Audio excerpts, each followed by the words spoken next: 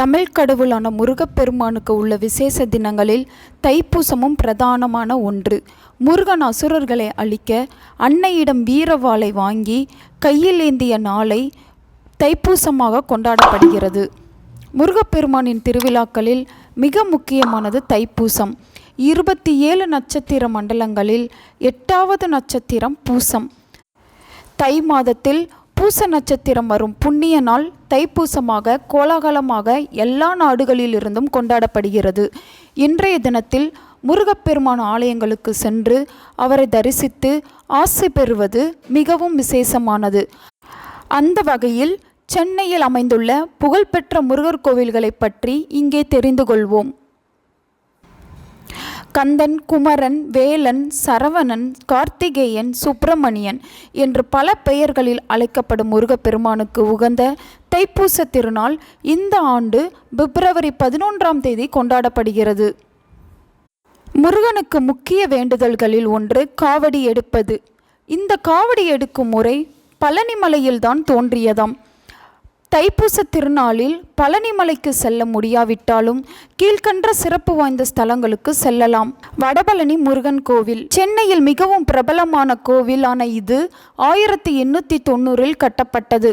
ஆரம்பத்தில் ஒரு எளிய அமைப்பாக வெறும் ஓலை கொட்டகையாக இருந்து வந்த கோயில் முருகர் மகிமையால் மிகப்பெரிய ஆலயமாக உருவெடுத்தது.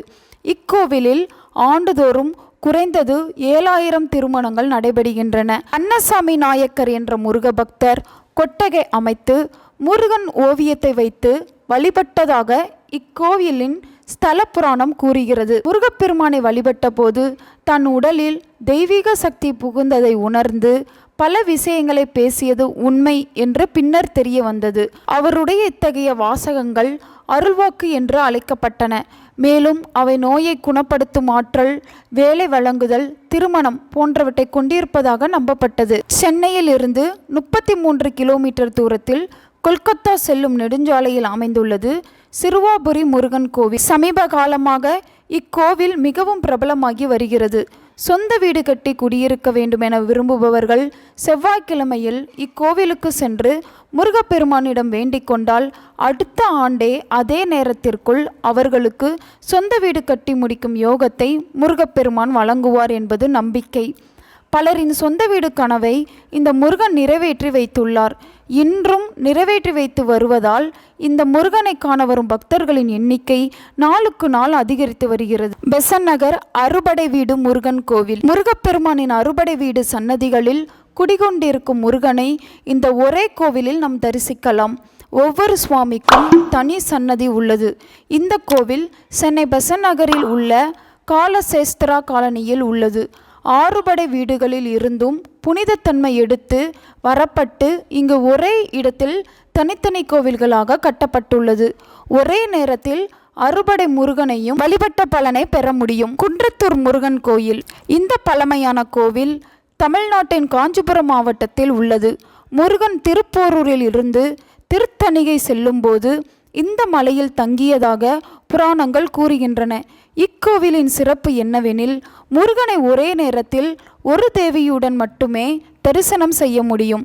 இருப்பினும் 2 அம்மன்கள் உடன் இருந்து தரிசிக்க முடியும். கோவிலின் அமைதியான சுற்றுப்புறமும் அழகிய கட்டிடக்கலையும் ஏராளமான பக்தர்களை ஈர்க்கிறது. இது பெரிய சோழ மன்னன் குலோத்துங்க சோழனால் கட்டப்பட்டது. தமிழ்நாட்டின் வடக்கு திசை நோக்கிய முருகன் கோவில் இதுதான். கந்தக்கோட்டை முத்துக்குமாரசாமி கோவில். சென்னை பாரிமுனைக்கு அருகில் அமைந்துள்ளது கந்தக்கோட்டை முத்துக்குமாரசாமி கோவில். மூலவர் கந்தசுவாமி பக்தர் ஒருவரின் கனவில் தனக்கு கோவில் அமைக்கும்படி கூறியுள்ளார். அதன்படி வேலைக்காக தோண்டிய குழியில் கிடைத்த முருகன் சிலையை அந்த பக்தர் எடுத்துக்கொண்டு செல்லும்போது வழியில் இந்த இடத்தில் சிலையை வைத்துள்ளார். மீண்டும் இந்த இடத்தில் இருந்து முருகனின் சிலையை அகற்ற முடியவில்லை. முருகனே விரும்பி வந்து அமர்ந்த இடம் என்பதால் இங்கு பீடம் எதுவும் இல்லாமலேயே முருகன் காட்சி தருகிறார்.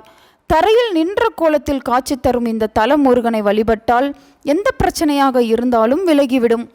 வல்லக்கோட்டை முருகன் கோவில். தமிழ்நாட்டின் காஞ்சிபுரம் மாவட்டத்தில் அமைந்துள்ள வல்லக்கோட்டை முருகன் கோவில் முருகனுக்கு அர்ப்பணிக்கப்பட்ட ஒரு புகழ்பெற்ற கோயிலாகும். தென்னிந்தியாவில் மிக உயரமான முருகன் சிலையை கொண்ட 7 அடி உயரத்திற்கு இது பிரபலமானது.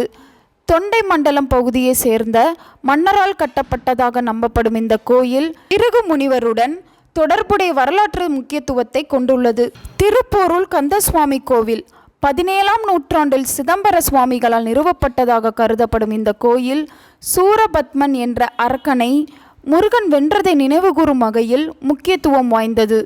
கோயிலின் அமைதியான சூழலும் ஆழ்ந்த ஆன்மீக முக்கியத்துவமும் முருக பக்தர்களுக்கு ஒரு முக்கிய யாத்திரை தலமாக அமைகிறது. இந்த வரலாற்று சிறப்புமிக்க கோயிலை தைப்பூச தினத்தில் தரிசிப்பது என்பது மிகவும் விசேஷமாகும். உங்கள் நண்பர்களுக்கும் உறவினர்களுக்கும் இந்த வீடியோவை ஷேர் பண்ணுங்கள். அவங்களும் இதை பற்றி தெரிஞ்சுக்கிடட்டும். ஆன்மீகம் டிவி தமிழ் சேனலை சப்ஸ்கிரைப் பண்ணுங்கள்.